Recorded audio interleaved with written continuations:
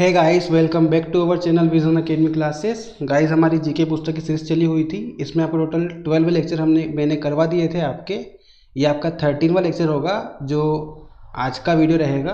तो गाइस, अगर आपने वो पिछले 12 वीडियो नहीं देखे हो तो वो देख लीजिए, वो भी अच्छे वीडियो है और आपकी सभी एग्जाम्स को टारगेट करते हुए हमने ये वीडियो बनाया है। ये जो क्वेश्चन है आपके, ये आपकी आने वाली सभी एग्जाम्स के लिए इंपॉर्टेंट रहेंगे। चाहे किसी भी एग्जाम की आप तैयारी कर रहे हो जिसमें भी आपका जीके पूछा जाता है, उन सभी एग्जाम्स में ये क्वेश्चन आपको देखने को मिल जाएंगे। ठीक है, इंपॉर्टेंट क्वेश्चन है। तो आपकी किसी भी एग्जाम की तैयारी कर रहे हो आप, चाहे स्टेट लेवल की एग्जाम हो, चाहे डिफेंस हो, चाहे सेंट्रल लेवल की एग्जाम हो, सभी एग्जाम्स में जो जीके पूछा जाता है उन सभी एग्जाम्स के लिए ये वीडियो इंपॉर्टेंट रहेगा आपका। ठीक है, तो देखते रहिए इस वीडियो को। स्टार्ट करते हैं हमारा आज का लेक्चर। क्वेश्चन नंबर फर्स्ट दिया हुआ है आपको, विधानसभा में जीएसटी पारित करने वाला भारत का पहला राज्य कौन सा था?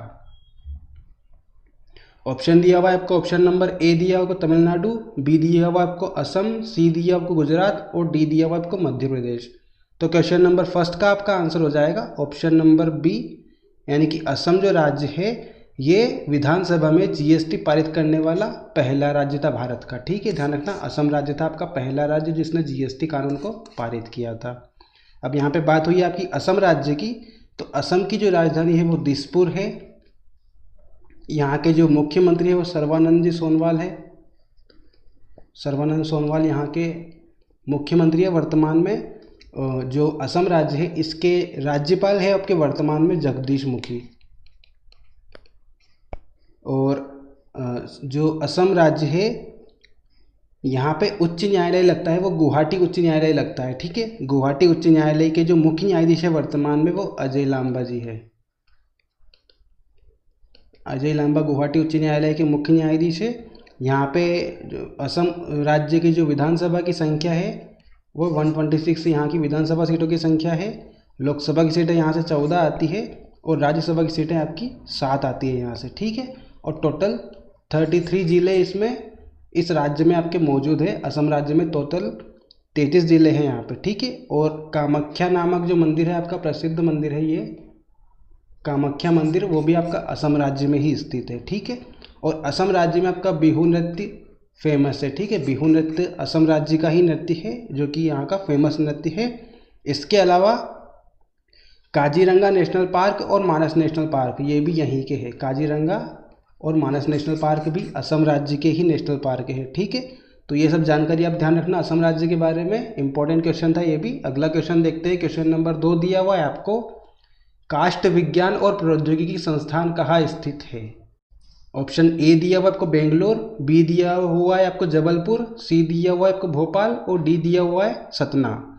तो क्वेश्चन नंबर 2 का आपका आंसर हो जाएगा ऑप्शन नंबर ए, जो काष्ठ विज्ञान और प्रौद्योगिकी संस्थान है वो आपका बेंगलोर शहर में स्थित है। ठीक है, बेंगलोर जो है ये आपका कर्नाटक राज्य की राजधानी है। बेंगलोर कर्नाटक राज्य में स्थित है। ठीक है, और जो बेंगलोर है इसे सिलिकॉन सिटी के नाम से जाना जाता है। ठीक है, एग्जाम में पूछा जाता है क्वेश्चन, सिलिकॉन सिटी के नाम से किसे जाना जाता है, तो आपका आंसर हो जाएगा बेंगलोर। जो बेंगलोर शहर है इसे सिलिकॉन सिटी के नाम से जाना जाता है, यानी कि इसे इंडिया का सिलिकॉन वैली बोलते हैं। ठीक है, सिलिकॉन वैली बोलते हैं इसे इंडिया का। और ये पूरे भारत का आईटी हब है। ये इसलिए फेमस है क्योंकि यहाँ पे आईटी हब है। ठीक है, आईटी हब है यहाँ का पूरे भारत का। ठीक है, अगला क्वेश्चन देखते हैं। क्वेश्चन नंबर 3 दिया हुआ है आपको, भारत में कौन सी संस्था एक लोकप्रिय विज्ञान मासिक साइंस रिपोर्टर का प्रकाशन करती है? ऑप्शन नंबर ए दिया हुआ आपको एनआरडीसी, बी दिया हुआ आपको एनआईएससीएआईआर, सी दिया आपको नेहरू सेंटर और डी दिया आपको आईएसडब्ल्यूए। तो क्वेश्चन नंबर 3 का आपका आंसर हो जाएगा ऑप्शन नंबर 2, यानी कि एनआईएससीएआईआर जो संस्था है ये आपका लोकप्रिय विज्ञान मासिक साइंस रिपोर्टर का प्रकाशन करती है। ठीक है, अगला क्वेश्चन देखते हैं। क्वेश्चन नंबर 4 दिया हुआ है आपको, निम्नलिखित में से कौन सी नदी भोपाल के सबसे निकट बहती है? ऑप्शन ए दिया हुआ है आपको नर्मदा, बी दिया हुआ आपको बेतवा, सी दिया आपको ताप्ती और डी दिया हुआ आपको पार्वती। तो क्वेश्चन नंबर 4 का आपका आंसर हो जाएगा ऑप्शन नंबर 2, यानी कि जो बेतवा नदी है ये भोपाल के सबसे निकट बहती है। ठीक है, ध्यान रखना, भोपाल के निकट बहने वाली नदी बेतवा नदी है, यानी कि भोपाल जो शहर है वो आपका बेतवा नदी के किनारे बसा हुआ है। क्वेश्चन नंबर 5 दिया हुआ है आपको, राष्ट्रीय खेल दिवस प्रत्येक वर्ष किस दिन को मनाया जाता है? ऑप्शन ए दिया हुआ है आपको 29 अगस्त, बी दिया आपको 25 अगस्त, सी दिया हुआ आपको 21 अगस्त और डी दिया हुआ आपको 30 अगस्त। तो क्वेश्चन नंबर 5 का आपका आंसर हो जाएगा ऑप्शन नंबर ए, यानी कि जो खेल दिवस होता है आपका वो हर साल 29 अगस्त को मनाया जाता है। 29 अगस्त को आपके जो महान हॉकी के खिलाड़ी थे मेजर ध्यानचंद का जन्म हुआ था 29 अगस्त को, तो उनकी याद में हर साल 29 अगस्त को राष्ट्रीय खेल दिवस मनाया जाता है। ठीक है, और जो मेजर ध्यानचंद थे इन्हें हॉकी के जादूगर के नाम से भी जाना जाता है। ठीक है, हॉकी के जादूगर है मेजर ध्यानचंद। तो ये भी क्वेश्चन आपका इंपॉर्टेंट बन जाता है कि हॉकी के जादूगर के नाम से कौन फेमस है। तो आपका आंसर हो जाएगा मेजर ध्यानचंद, जिनके नाम पर उनके जन्मदिन के दिन राष्ट्रीय खेल दिवस हर साल मनाया जाता है। ठीक है, अगला क्वेश्चन देखते हैं। क्वेश्चन नंबर 6 दिया हुआ है आपको, एक राज्य का राज्यपाल एक रिक्त स्थान होता है। ऑप्शन ए दिया आपको संवैधानिक प्रमुख, बी दिया हुआ है आपको वास्तविक प्रमुख, सी दिया हुआ आपको अनुवांशिक प्रमुख और डी दिया हुआ है आपको संसदीय प्रमुख। तो क्वेश्चन नंबर 6 का आपका आंसर हो जाएगा ऑप्शन नंबर ए, यानी कि एक राज्य का जो राज्यपाल होता है वो उस राज्य का संवैधानिक प्रमुख होता है। ठीक है, ध्यान रखना, इंपॉर्टेंट क्वेश्चन था।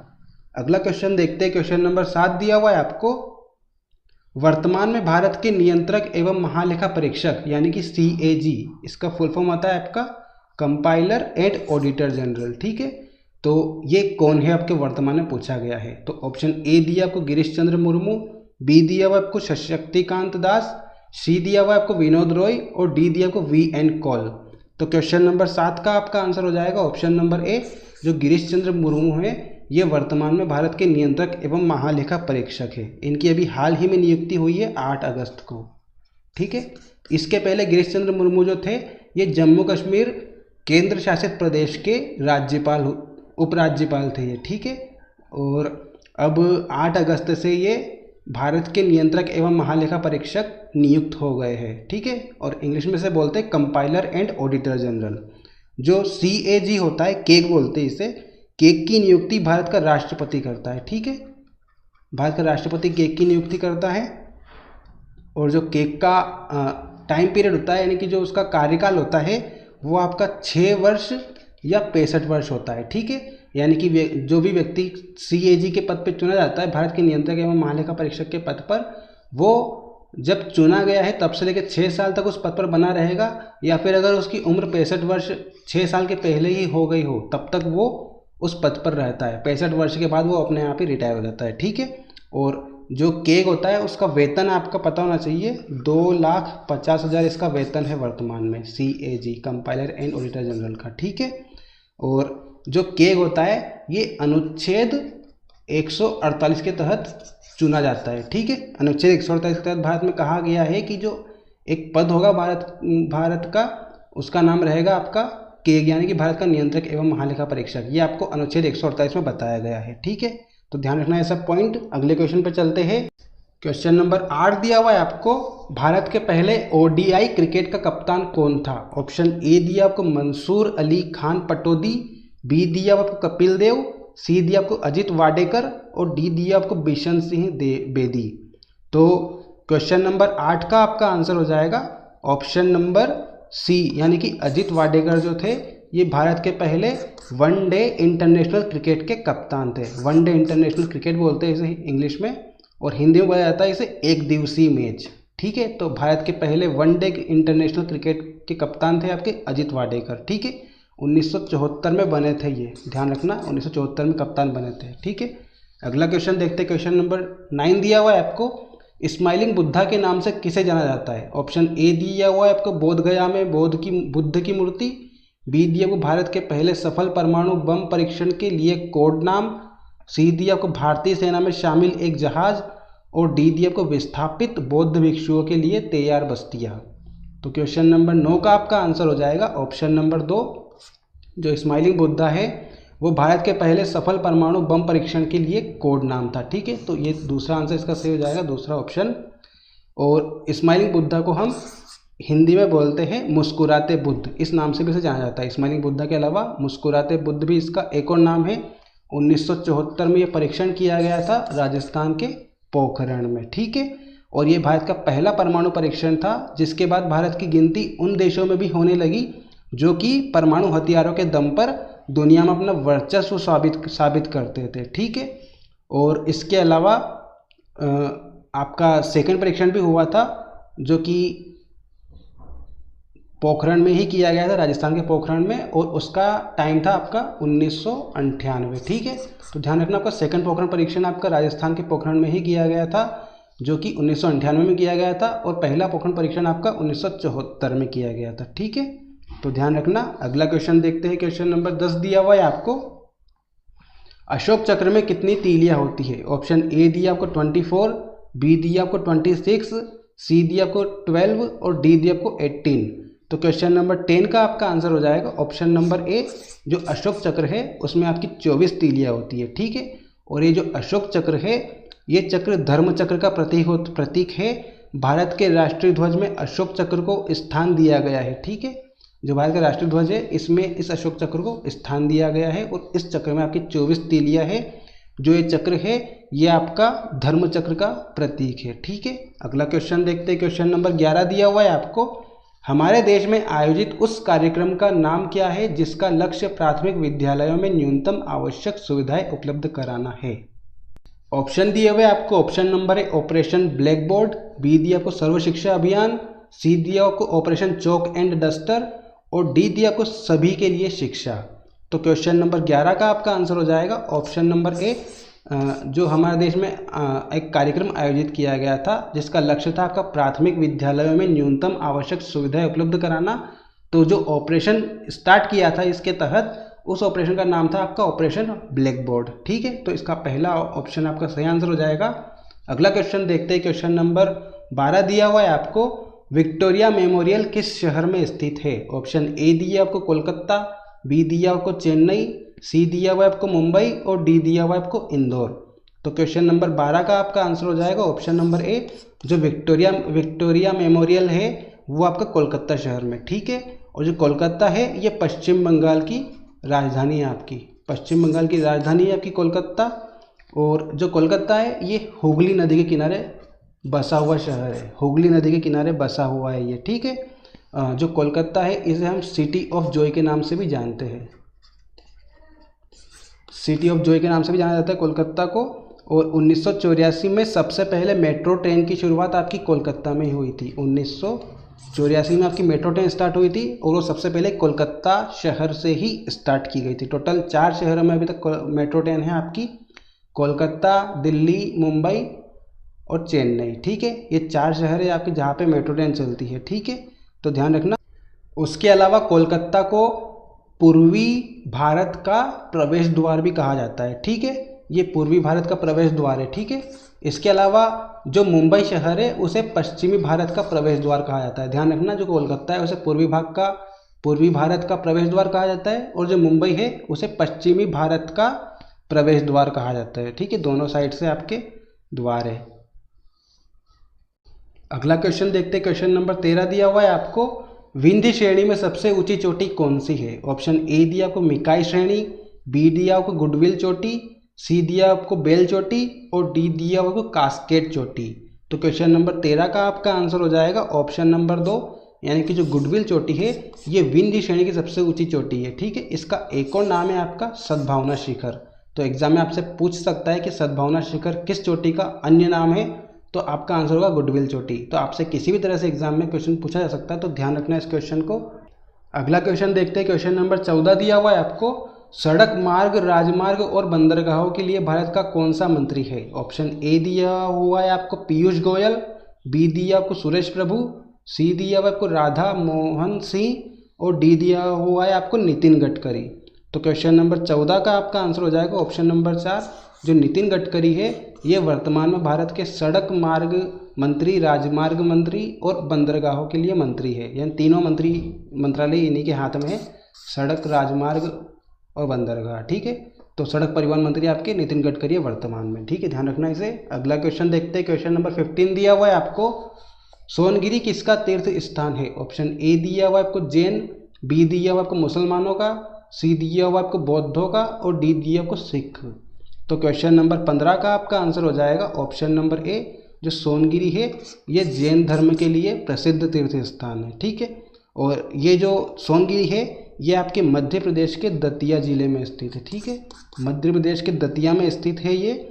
यहाँ पे टोटल 108 मंदिर है, जिसमें से 57वां जो मंदिर है वो मुख्य मंदिर है। ठीक है, इस मंदिर में भगवान चंद्र प्रभु की 11 फीट ऊंची मूर्ति है आपकी। ठीक है, तो ध्यान रखना, जो सोनगिरी का तीर्थ स्थान है वो जैनों के लिए प्रसिद्ध है, दतिया जिले में स्थित है ये। टोटल 108 मंदिर है, 57वां मंदिर मेन है, क्योंकि यहाँ पे आपकी चंद्र प्रभु की 11 फीट की मूर्ति स्थित है, और यहीं पे आपके जो दर्शनार्थी होते हैं वो ध्यान लगा के बैठते हैं। ठीक है, इसी 57वें मंदिर में। ठीक है, अगला क्वेश्चन देखते हैं। क्वेश्चन नंबर 16 दिया हुआ है आपको, उदयगिरी और खांडगिरी की गुफाएं कहाँ स्थित है? ऑप्शन नंबर ए दिया हुआ आपको कर्नाटक, बी दिया आपको ओडिशा, सी दिया हुआ आपको महाराष्ट्र, और डी दिया हुआ आपको मध्य प्रदेश।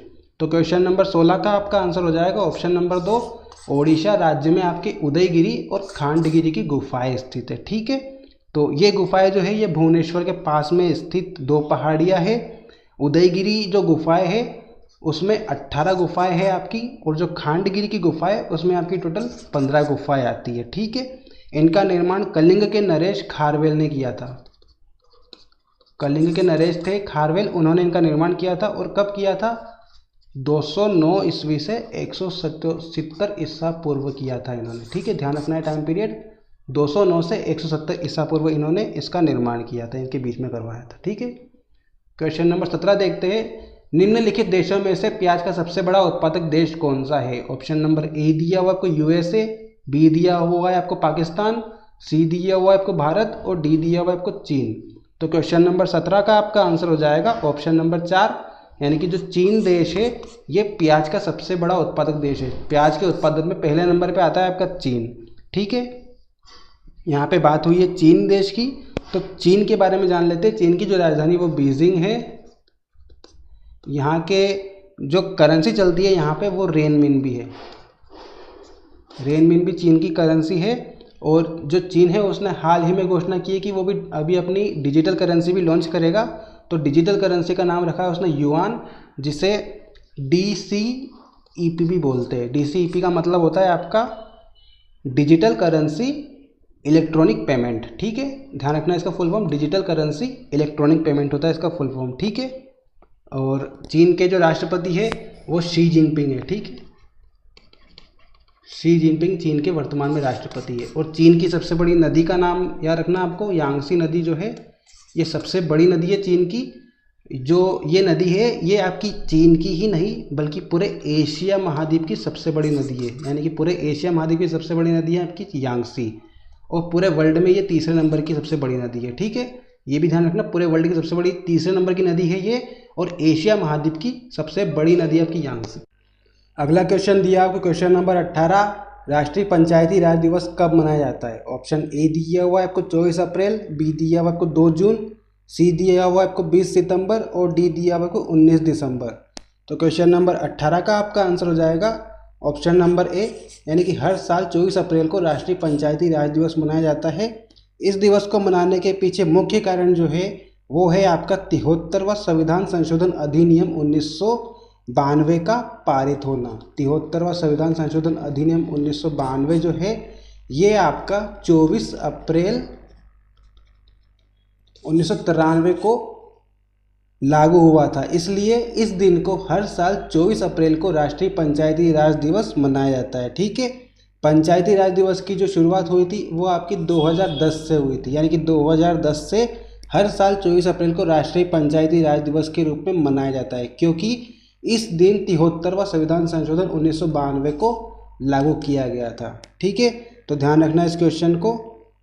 क्वेश्चन नंबर 19 दिया हुआ है आपको, 1968 में डॉक्टर हरगोविंद खुराना को किस क्षेत्र में नोबेल पुरस्कार से सम्मानित किया गया था? ऑप्शन ए दिया हुआ आपको भौतिक विज्ञान, बी दिया आपको फिजियोलॉजी या मेडिसिन, सी दिया हुआ आपको रसायन विज्ञान, और डी दिया आपको फार्माकोलॉजी। तो क्वेश्चन नंबर 19 का आपका आंसर हो जाएगा ऑप्शन नंबर 2, फिजियोलॉजी या मेडिसिन के क्षेत्र में डॉक्टर हरगोविंद खुराना को 1968 में नोबेल पुरस्कार से सम्मानित किया गया था। ठीक है, और ये जो नोबेल पुरस्कार दिया गया था डॉक्टर हरगोविंद खुराना जी को, ये पुरस्कार उन्हें जेनेटिक खोज और प्रोटीन संश्लेषण की व्याख्या करने के लिए दिया गया था। इन्होंने पहले कृत्रिम जीन का निर्माण भी किया था। ठीक है, पहले कृत्रिम जीन का निर्माण आपके डॉक्टर हरगोविंद खुराना जी ने किया था और इन्हें जो नोबेल पुरस्कार मिला था वो जेनेटिक खोज और प्रोटीन संश्लेषण की व्याख्या के लिए मिला था। तो ध्यान रखना, ये आपसे एग्जाम में पूछ सकते हैं कि डॉक्टर हरगोविंद खुराना को किस लिए नोबेल पुरस्कार दिया गया था। तो आपका आंसर हो जाएगा जेनेटिक खोज और प्रोटीन संश्लेषण की व्याख्या करने के लिए। और कब दिया गया था? 1968 में, ये भी ध्यान रखना। और किस क्षेत्र में? आपका फिजियोलॉजी और मेडिसिन के क्षेत्र में। ठीक है, अगला क्वेश्चन देखते हैं। क्वेश्चन नंबर 20 दिया हुआ है आपको, ओडिशा राज्य में उस अभ्यारण्य का नाम बताएं जिसमें लगभग 900 वर्ग किलोमीटर का जल फैलाव है और जो प्रवासी पक्षियों की अनेक प्रजातियों के लिए प्रसिद्ध है। ऑप्शन ए दिया आपको घाना, बी दिया आपको चिल्का, सी दिया आपको बालूखंड और डी दिया आपको बेसीपल्ली। तो क्वेश्चन नंबर 20 का आपका आंसर हो जाएगा ऑप्शन नंबर 2, यानी कि जो चिल्का अभ्यारण्य है वो आपका प्रवासी पक्षियों की अनेक प्रजातियों के लिए फेमस है। ठीक है, ध्यान रखना, प्रवासी पक्षियों की प्रजातियों के लिए जो फेमस अभ्यारण्य आपका ओडिशा में वो आपका चिल्का अभ्यारण्य है, जो कि 900 वर्ग किलोमीटर का जल फैलाव है इसमें। ठीक है, ध्यान रखना। और इस वन्यजीव अभ्यारण्य में मछलियों की लगभग 225 प्रजातियां पाई जाती है आपकी। ठीक है, मछलियों की 225 प्रजातियां पाई जाती है इसके अलावा यहाँ पे ब्लैक बग, सुनहरा सियार और चित्तीदार हिरण आपके यहाँ पे पाए जाते हैं। ठीक है, ध्यान रखना, ब्लैक बग, चित्तीदार हिरण और सुनहरा सियार यहाँ पे पाया जाता है। ठीक है, चिल्का अभ्यारण्य में। तो इम्पोर्टेंट क्वेश्चन है ये भी। तो गाइस, हमारा ये लास्ट क्वेश्चन था। आई होप आपको वीडियो पसंद आया होगा। अगर आपको वीडियो पसंद आया तो प्लीज़ लाइक कीजिए, कमेंट करके बताइए आपको वीडियो कैसा लगा। और अगर आप चैनल पर नए हो तो सब्सक्राइब कर लीजिए। ये जो वीडियो है आपका सभी एग्जाम्स को ध्यान में रख के बनाया गया है। तो देखते रहिए हमारे चैनल को। मिलते हैं हम अगले वीडियो में, तब तक के लिए ध्यान रखिए अपना। Thank you guys.